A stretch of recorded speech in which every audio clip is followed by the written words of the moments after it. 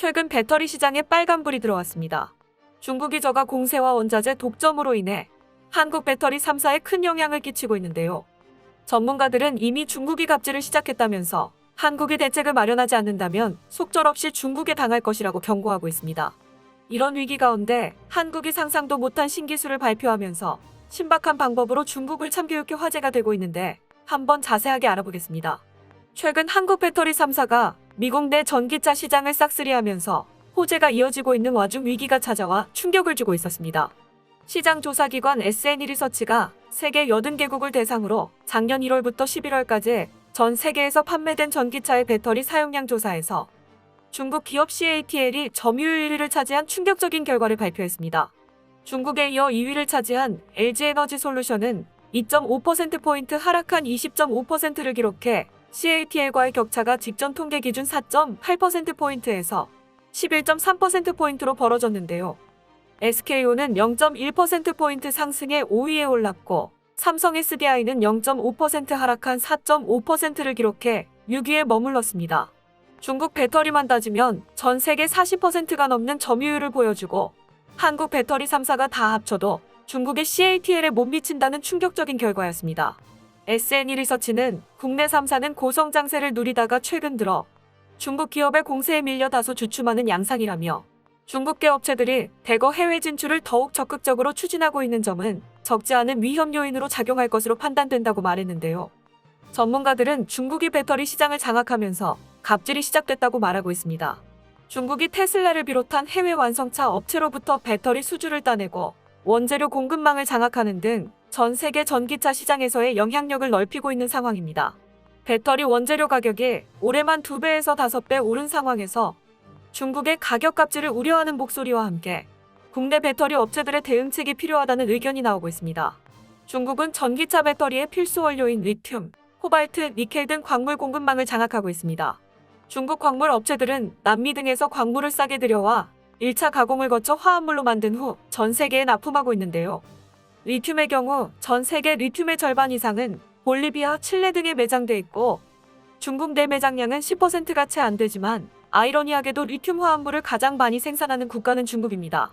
문제는 중국이 원자재들을 독점하면서 가공 과정에서 붙는 비싼 프리미엄이 붙었습니다. 중국 가공업체들은 원재료인 리튬, 코발트 등 화합물 가격을 대폭 올리고 있는데요. 리튬 가격은 킬로그램당 262위안, 하나로 약 49,000원으로 작년 말 가격인 48위안, 하나로 약 9,000원의 약 5배가 돼 문제가 되고 있습니다. 코발트는 킬로그램당 71달러, 하나로 약 84,000원으로 작년 말 가격인 39,000원의 2배가 넘는 등 배터리 시장을 독점하면서 가격을 좌지우지하고 있습니다. 음극재의 핵심 소재인 흑연 역시 현재 중국이 전 세계 흑연 생산량의 70%를 차지하고 있는데요.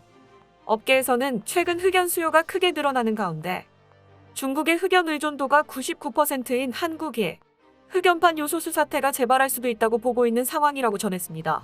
중국이 자국 내 배터리 산업을 보호하기 위해 흑연 수출을 제한하거나 가격을 크게 올릴 경우 전기차와 배터리 업계는 치명상을 입을 수 있기 때문입니다. 로이터 통신은 전 세계 흑연 공급량이 수요량보다 2만 톤 앞섰으나 올해에는 반대로 수요가 공급을 2만 톤 앞설 것이라고 보도했는데요. 현재 중국 기업인 CATL조차 흑연 공급에 사활을 걸고 있는 상태라 실현 가능성이 농후하다고 전문가들은 지적합니다.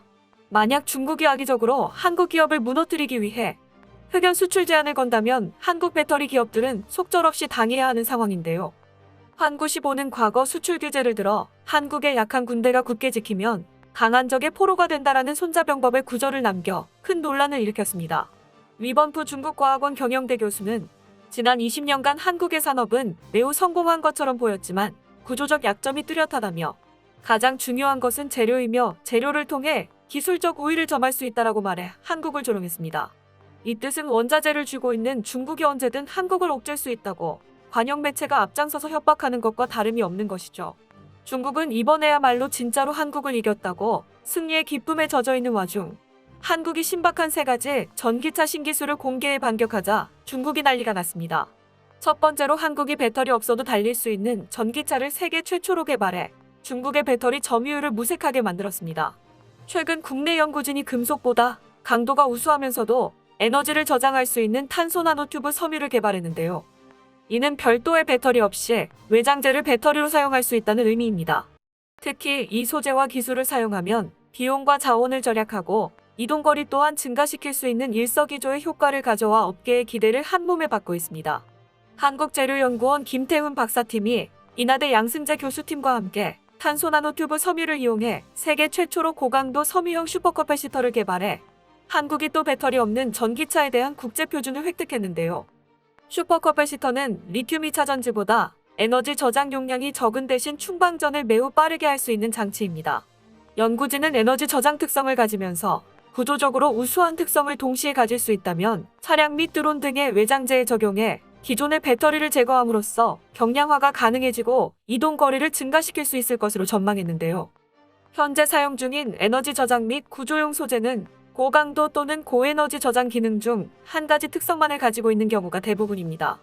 하지만 연구팀이 개발한 소재는 가볍고 튼튼하면서도 전기 전도도가 우수한 탄소 나노튜브 섬유를 이용해 두 가지 특성을 동시에 가지고 있다는 점이 특징입니다. 또한 굵기가 실처럼 얇아도 10kg의 무게를 버텨내면서 정상적으로 충전과 방전이 가능했다고 설명했는데요. 이와 함께 2000번 넘게 접고 구부려도 성능이 떨어지지 않았다는 놀라운 연구 결과도 공개해 사람들을 놀라게 만들었습니다. 김태훈 박사는 향후 에너지 저장 소재뿐만 아니라 경량, 고강도, 고전도성 특성을 필요로 하는 우주, 항공, 국방 분야에도 적용할 수 있을 것이라고 말했습니다. 연구진은 우수한 전기 전도성과 인장 강도를 가진 탄소 나노튜브 섬유를 합성했고 여기에 에너지 저장을 위해 다공성 탄소를 붙였는데요. 또한 탄소 나노튜브 섬유의 강도를 추가적으로 증가시키고 다공성 탄소가 섬유로부터 떨어지지 않고 견고하게 붙어 있을 수 있도록 표면 처리했습니다. 최종적으로 본래 탄소 나노튜브 섬유의 강도와 전기 전도도를 유지하면서도 에너지 저장도 가능한 다기능성 탄소 나노튜브 섬유를 합성했습니다.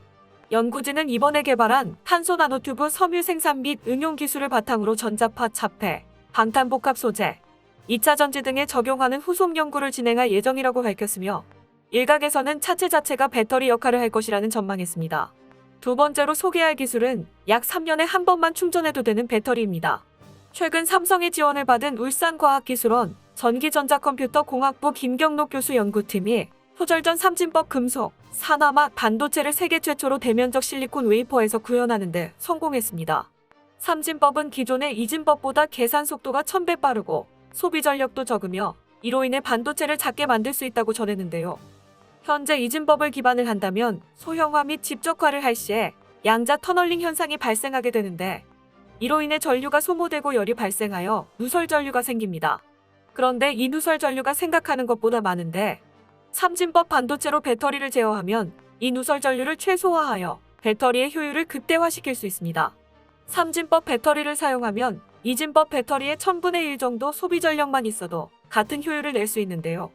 삼성전자 측은 지금 당장 생산 공정에 적용하긴 어렵지만 어느 정도 상용화 가능성을 확인한 단계라고 설명했으며 삼진법 배터리가 상용화된다면 배터리 산업에 엄청난 패러다임을 불러일으킬 것으로 예상됩니다. 이를 탄소 나노튜브 섬유 슈퍼커패시터에 적용시킨다면 엄청난 괴물 전기차가 탄생하게 됩니다. 마지막은 이 두 기술을 접목한 전기차를 충전하는 기술인데요. 최근 한국은 무선 충전도로 상용화에 성공해 세계를 깜짝 놀라게 했습니다. 바로 전기버스 올레브가 그 주인공입니다. 올레브는 유선 충전과 달리 별도 충전시설 설치나 연결 부품 추가 설치 없이 무선 충전기 하나로 여러 대를 동시에 충전할 수 있는데요. 또한 전력 공급선이 땅속에 매설돼 있어 안전성과 부지 활용 면에서도 여느 교통수단보다 우수하다는 평가를 받고 있습니다. 전기버스는 1시간에 150kW를 충전할 수 있고 150km를 달릴 수 있습니다. 이런 방식은 세계적인 대세로 자리 잡고 있는데요. 이것이 가능한 이유는 코일이 맞닿지 않아도 충전할 수 있는 방식인 자기 공진 방식 때문에 가능합니다. 무선 충전기에 있는 코일에서 특정 주파수로 진동하는 자기장을 생성해 같은 주파수를 가진 전자기기에 전류를 전달하면서 충전이 됩니다. 어느 정도 떨어진 곳에서도 주파수만 같다면 충전이 되는 방식인데요. 전력 전송거리가 길어 충전기와 0.6m에서 1m 이내에만 있으면 충전이 가능합니다. 충전 효율이 자기유도 방식에 비해 떨어지며 충전 시간이 길어진다는 단점이 있지만 달리는 도로에 충전 장치가 매설되어 있다면 단점을 쉽게 극복할 수 있습니다. 이런 소식들이 전해지자 세계 1위 배터리 업체인 중국의 CATL 고객들이 줄줄이 이탈하고 있다는 소식이 전해지고 있으며 입지가 휘청거리고 있습니다. 이렇게 중국은 배터리 원자재로 전 세계를 위협하고 있지만 한국은 이것을 훨씬 뛰어넘는 기술력으로 극복하고 있으며 대중들도 한국으로 모여들고 있는데요. 언제나 발전하는 한국에 박수를 보내며 이제는 강력한 기술로 중국에 갑질할 수 있는 한국이 되길 바랍니다. 끝까지 시청해주셔서 감사합니다. 도움이 되셨다면 좋아요를, 다른 이야기도 궁금하시면 구독을 눌러주세요.